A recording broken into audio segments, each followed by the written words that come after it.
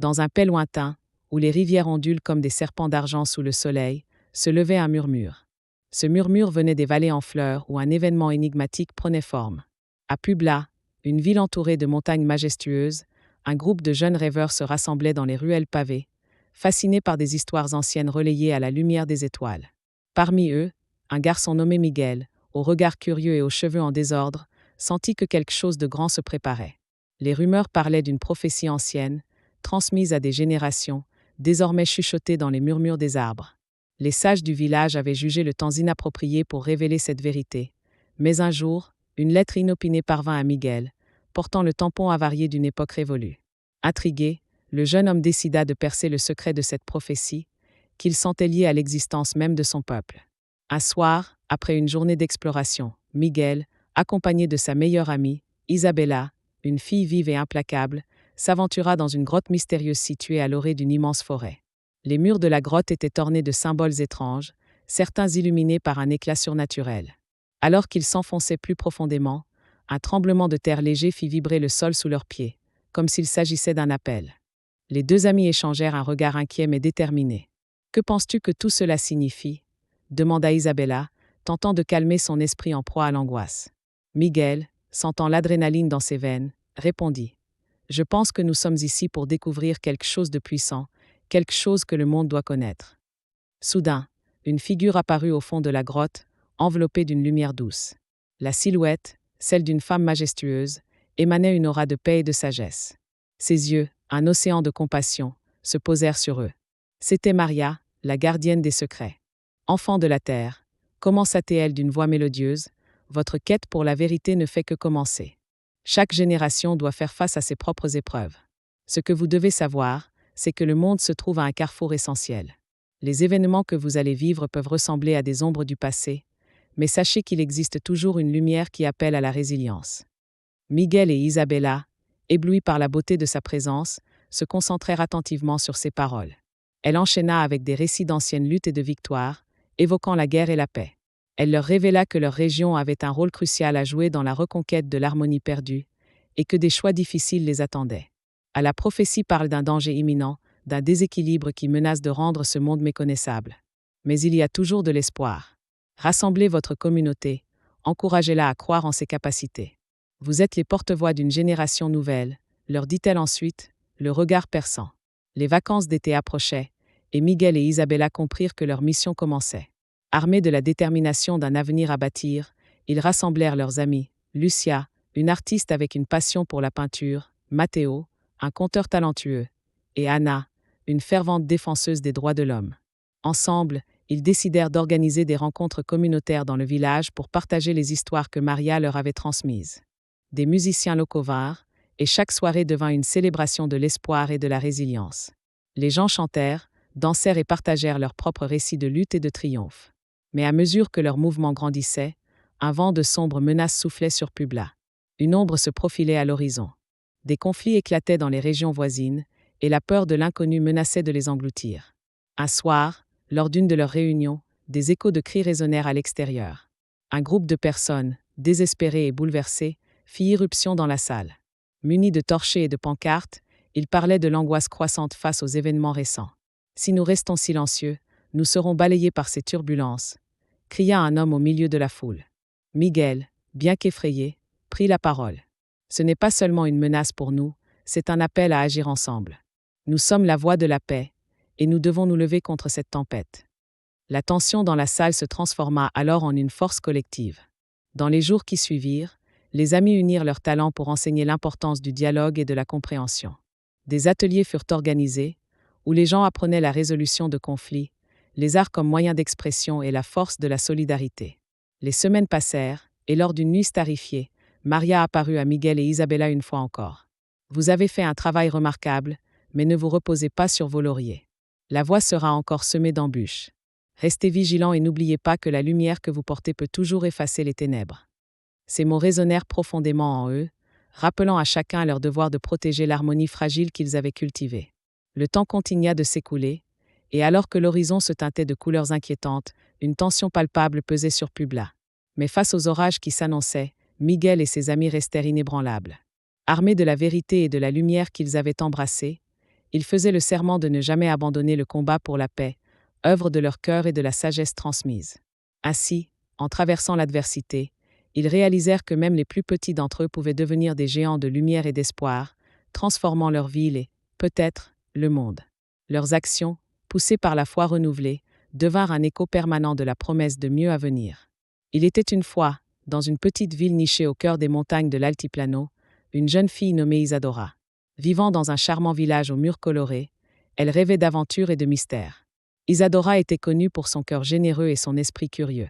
Elle passait ses journées à explorer les paysages majestueux, à se plonger dans des livres anciens, tout en écoutant les histoires des anciens du village, qui évoquaient des légendes oubliées. Un jour, alors qu'elle se promenait près d'un ruisseau scintillant, Isadora fit la rencontre d'une silhouette énigmatique. C'était un jeune homme, Léon, avec des yeux brillants comme des étoiles et un charme mystérieux. Léon n'était pas un habitant ordinaire, il était le descendant d'une lignée de gardiens du savoir ancien, un héritier d'une connaissance que peu osaient aborder. Intriguée par son aura, Isadora engagea la conversation, et ils découvrirent qu'ils partageaient une passion commune pour l'inexploré. Au fil des jours, leur lien se renforça. Léon lui parla des visions qu'il avait eues, d'un monde en danger, menacé par l'indifférence et l'oubli des valeurs fondamentales. Il évoqua les souffrances des âmes perdues et l'importance de la solidarité dans des temps incertains. « Nous avons besoin de lumière dans l'obscurité », disait-il avec conviction. Isadora, absorbée par ses paroles, ressentait une étrange connexion avec son récit. Le printemps suivant, alors qu'une guerre menaçait les frontières de leur paisible village, un événement inattendu se produisit. Lors d'une nuit étoilée, Isadora et Léon s'installèrent au sommet d'une colline pour contempler le ciel et méditer sur les récits des ancêtres. C'est à ce moment-là qu'une étoile filante éclaircit l'obscurité, semblant danser au rythme de leur espérance. Léon en profita pour lui révéler une prophétie transmise par les sages de son clan, annonçant qu'un grand changement surviendrait si les villageois se rassemblaient pour prier et agir avec cœur. La rumeur des menaces grandissant résonnait dans chaque ruelle et chaque maison, mais Isadora, inspirée par Léon, prit l'initiative de rassembler les villageois pour une veillée de prière et de réflexion. « Nous devons nous unir, affronter nos peurs et offrir notre soutien aux plus démunis », implora-t-elle avec une passion qui galvanisa les âmes présentes. Ensemble, ils chantèrent des hymnes d'espoir, et leur voix résonna à travers les montagnes comme un appel à la paix. Leur première veillée fut une réussite, mais l'ombre de la guerre planait toujours. Isadora et Léon, déterminés à persévérer, organisèrent d'autres rencontres. À chaque fois, plus de villageois venaient, des plus jeunes aux plus âgés, chacun apportant ses talents, ses histoires et ses rêves. Ensemble, ils tissèrent un lien indéfectible, cultivant la résilience et la solidarité. Un mois plus tard, alors que les nuages de la guerre s'amoncelaient, ils reçurent la visite d'un mystérieux sage, un ermite qui vivait dans les hauteurs. Son visage était marqué par des années de sagesse, et ses yeux étaient d'un bleu profond, comme les lacs de montagne. Il révéla à Isadora et Léon qu'une épreuve cruciale les attendait.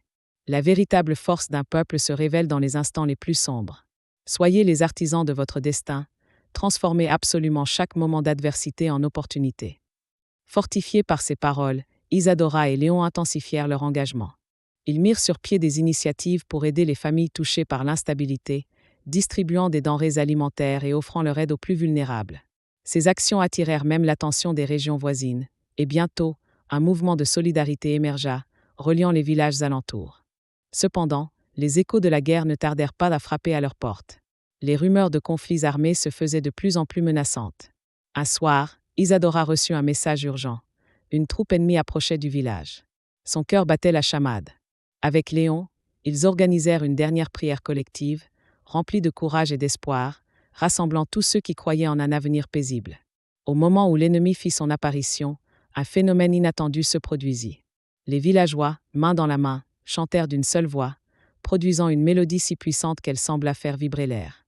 Un souffle de lumière émanait de leur union, créant une barrière invisible. Les soldats, déconcertés par ce spectacle de courage, hésitèrent, et bientôt, un changement s'opéra dans leur cœur.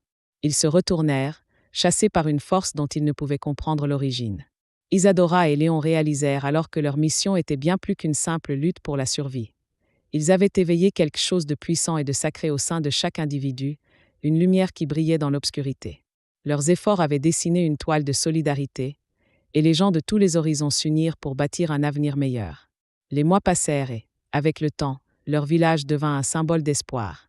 Isadora, toujours en quête de vérité et de compréhension, continua de voyager, partageant son message avec d'autres communautés, inspirant un réseau grandissant de compassion. Mais, alors qu'elle poursuivait son chemin, un mur invisible se dressait à chaque tournant. Le défi résidait non seulement dans la lutte contre les forces extérieures, mais également dans la capacité humaine à se rassembler face à la discorde, à se souvenir que même un simple acte de bonté pouvait transformer des vies. C'est ainsi que l'histoire d'Isadora et Léon, teintée d'un mélange de mystère, de défis et d'espoir, continua de résonner à travers le temps, un rappel que, face à l'adversité, la lumière pourrait toujours jaillir de l'amour et de la solidarité. Leurs cœurs ouverts, leurs âmes liées, ayant osé rêver d'un monde meilleur, ils devinrent le reflet de ce que l'humanité pouvait réaliser ensemble. Chaque occasion d'aider ou de servir était pour Léonie une manière de se rapprocher de ce qu'elle considérait comme le véritable but de l'existence humaine. À l'âge de 18 ans, elle se trouvait à la croisée des chemins, faisant face à une décision qui allait radicalement transformer le cours de sa vie. Elle quitta sa maison familiale, le paisible village de Verdi, et rejoignit l'ordre des Sœurs de Lumière, laissant derrière elle ses proches pour embrasser sa vocation. Les adieux furent empreints d'une intense émotion, son cœur tiraillé entre la douleur de laisser ceux qu'elle chérissait et l'ardente espérance de pouvoir servir ceux qui avaient besoin d'aide. Ce fut une première étape majeure sur un chemin qui, plus tard, la mènerait à Saint-Denis, une ville où sa vie prendrait une dimension sans pareille. En traversant la mer pour entamer sa formation en tant que sœur de lumière, Léonie adopta un nouveau nom, une appellation qui traverserait les âges, Émilie, en hommage à Sainte Émilie de Roda, connue pour sa dévotion et sa simplicité. Durant ses premiers jours en France, elle plongera dans un environnement imprégné de prière et d'engagement. Mais ce qu'Émilie ignorait, c'était que ce voyage représentait seulement le début d'une mission bien plus vaste. Le récit de sa vie prend alors un tournant, illustrant l'engagement d'une jeune femme prête à renoncer à tout pour se dévouer aux plus démunis, guidée par une foi et une vision de compassion universelle. Cette jeune femme au cœur ardent allait se transformer, devant le monde, en Émilie de Saint-Denis. Cependant, ce que beaucoup ignoraient encore, c'était que son existence serait le témoin d'une réalité que la société devrait considérer avec plus de sérieux. Une fois sa formation terminée en France, la jeune Émilie fut envoyée à l'île de la Réunion en 1930, un endroit où la richesse et l'extrême pauvreté coexistaient dans une réalité déchirante. Au départ, sa mission consistait à enseigner dans une petite école destinée aux enfants défavorisés, sous la tutelle des Sœurs de Lumière. Mais la ville ne tarda pas à lui dévoiler un visage bien plus tragique de la misère. Émilie apercevait non seulement la pauvreté, mais également l'abandon cruel de la société à l'égard des plus faibles, des malades et des oubliés. Cet aspect marquerait un tournant décisif dans son existence. La détermination d'Émilie à éduquer ses enfants était sincère, et sa foi et son engagement la motivaient à offrir une lueur d'espoir au milieu de la misère. Toutefois, chaque sortie du couvent lui révélait un monde extérieur encore plus rude et dévastateur. Elle pouvait observer des gens sans abri, des enfants affamés et malades s'éteignant dans les ruelles, des personnes âgées abandonnées à leur triste sort, ainsi que des malades atteints de la lèpre, dont personne n'osait s'approcher. Cette réalité, que beaucoup considéraient comme un inconfort à ignorer, devenait pour elle un appel profond. En 1946, lors d'un voyage en train à travers les paysages luxuriants de l'île, Émilie ressentit ce qu'elle décrirait plus tard comme son « appel dans l'appel ».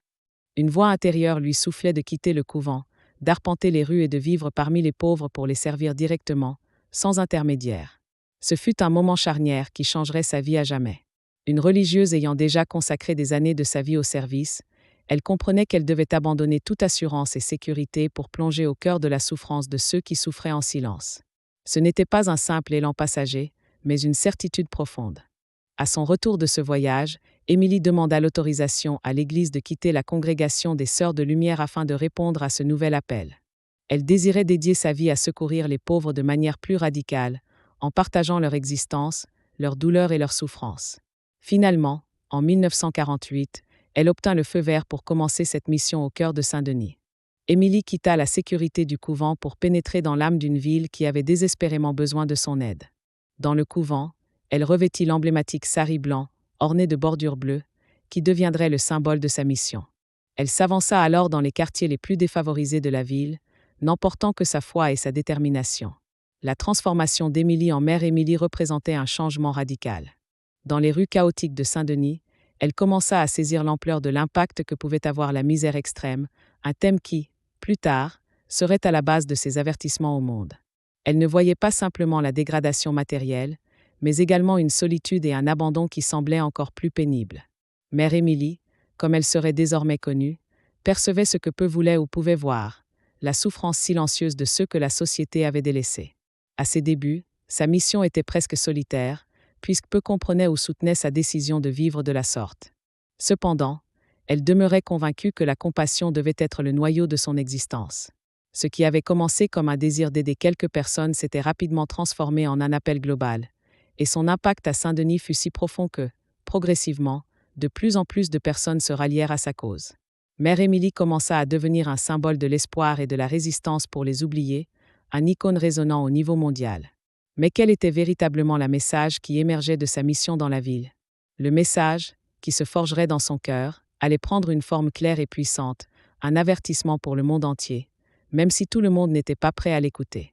En 1950, seulement 2 ans après avoir quitté le couvent des Sœurs de Lumière, elle reçut l'approbation officielle du Vatican pour fonder une nouvelle congrégation religieuse, celle des Missions de Saint-Denis.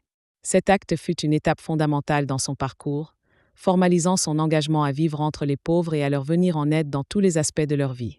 Mère Émilie comprenait que sa mission n'était pas simplement un effort éphémère, mais un véritable pacte à vie, nécessitant sacrifice, compassion et amour inconditionnel pour ceux qui rejoindraient sa cause. Contrairement à d'autres congrégations, les missions de Saint-Denis vivaient et travaillaient au milieu des plus démunis vêtus seulement d'un sari en coton blanc, à bordure bleue. Cette tenue modeste est rapidement devenue le symbole de leur congrégation. Pour Mère Émilie, ce sari représentait bien plus qu'un simple vêtement. Il constituait un signe de solidarité, une promesse d'intimité et d'humilité à l'égard de ceux qu'elle considérait comme sa famille. Habillées de cette manière, les sœurs se rapprochaient des pauvres, sans barrière et sans distance, démontrant ainsi qu'elles étaient là pour partager le poids de leur douleur. La mission des missions de Saint-Denis, telle que la concevait Mère Émilie, allait au-delà du simple soutien matériel. Bien sûr, son travail impliquait de nourrir les affamés, de soigner les malades et de fournir un refuge aux abandonnés, mais pour elle, la véritable mission résidait dans le fait de redonner leur dignité aux marginalisés. Son désir était de répondre non seulement aux besoins corporels, mais aussi à ceux de l'âme. Chaque geste d'aide représentait une affirmation de la dignité de chaque individu, un rappel que, même si la société les avait oubliés, ils demeuraient importants et mériteux d'amour. Cependant, au début, tout ne fut pas aisé. Le travail de Mère Émilie et de ses premières compagnes était confiné aux rues de Saint-Denis, où chaque journée se soldait par confrontation avec les défis de la santé, de l'hygiène et du dénuement. Dans une ville sombre et oubliée, où les ombres dansaient sous la lumière vacillante des réverbères, se tenait une petite église à l'architecture décrépite, entourée de ruelles étroites et sales. À l'intérieur de ce lieu, une femme nommée Élise se consacrait entièrement aux plus démunis de cette société en déclin, déterminée à apporter un changement, même face à l'adversité. Les visages des passants, marqués par la tristesse et l'indifférence, étaient chaque jour le reflet d'un monde qui semblait avoir perdu sa capacité à ressentir. Élise, aux cheveux courts et désordonnés et à la silhouette frêle, avait une force intérieure incroyable. Elle n'était pas seule dans cette lutte. 3 de ses amies proches, Claire, Justine et Nord, l'accompagnaient dans sa quête pour le bien-être des plus faibles. Ensemble, elles parvenaient à établir un lien fragile avec ceux que la société avait relégués au second plan, les malades, les solitaires et les enfants livrés à eux-mêmes dans la cruauté de la rue. Chaque soir, après avoir quitté le sanctuaire de l'église, Élise, ses compagnes et un groupe de bénévoles s'aventuraient dans les ruelles, où ils rencontraient des individus en proie aux affres de la vie.